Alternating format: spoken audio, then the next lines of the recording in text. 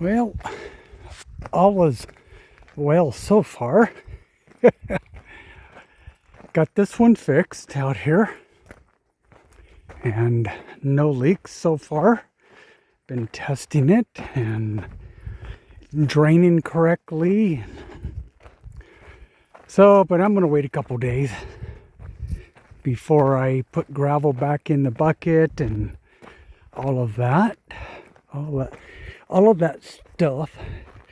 So the wet part down there is where it's draining out. It normally would drain into that bucket. There are holes in the bottom of this bucket. And the gravel that's in that bucket goes in here. Okay. And then the lid and plastic over the lid also keeps the dirt out. And during the winter time, that pipe right there, it drains completely out when you turn it off. So, frost free. Okay, I got another, I think it's 90 feet. I did of pipe. And it's all connected in. And I am doing the same thing. I am going to go a couple days before I put gravel into it. And you'll see down inside there's a gravel bed that's about 18 inches deep. And it's about 20 inches in diameter. Whoops. About 20 inches in diameter. So, turned it on, had a big blast of air and a little bit of water, and that was it. So, I'm going to try and do this without falling in here. Can I do this?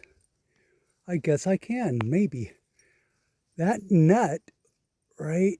Oh, come on, guy, you can do it right there. And that lever had come undone. So, I could get it to give water, but not drain. Or drain in no water. So it took a while, and I just had to adjust it. So, and I've got a couple feet of pipe that's stubbed off and capped down here. I'm going to fill this all in a couple days. This is where I'm going to stop for right now. Okay, so here is the water on.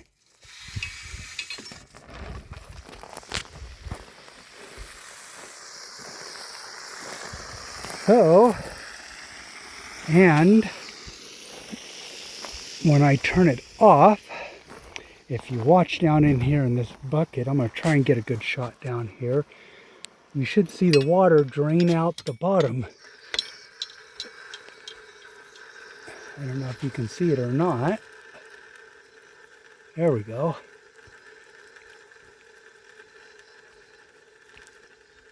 So basically that drains out, and it'll drain down into that rock bed with this all covered with dirt. And the lid and rock in there to keep that from getting clogged up.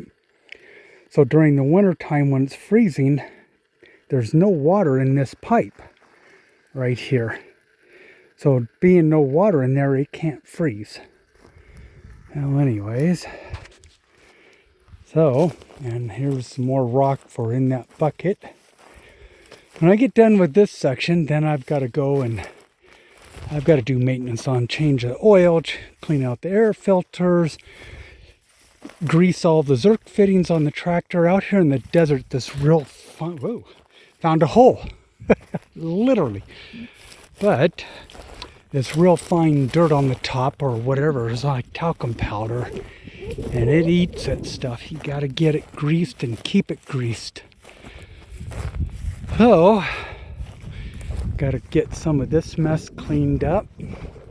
Next project for digging is going to be where that clump of dirt is going out. I got to go about, first one's going to be about 60 feet out. Okay, so I'm going to zigzag here a little bit. I want to put I've got two more solar panels to put into this array. In order to do that, I've got to finish digging this, and there's two pipes in here, water pipes, and they're going to go out to there where the house is going to be. So with that being said, one is filtered and one is unfiltered, just like the water out there is all unfiltered It's going to the animals, doesn't need to be filtered. And drinking it is just fine, coming straight out of the well. So I left this right here, and I'll have to dig down and cut the pipes and put a T in. But until I get this gravel moved over, but I want it to go out and put a faucet, one of those frost frees right there, and about another 100, maybe, yeah, about another 100 feet, another one. But I'm going to tee right here and go out, and about right in the middle right here where these trees are planted and where this Russian olive tree is, that I hope is going to make it. Sorry about the wind, but I can't control it. So it's going through the shock. It's got to develop its root system again, and all the leaves are going to fall off and die. But we'll see. Hopefully it makes it. If not, we'll try again. But our mess. Got the utility building and where the well is all done, or at least got the first coat of paint on it. My wife Leanne's going to do another coat tomorrow. I still got to put the extensions on the side and then start getting the roofing done. It's one of the next things to do.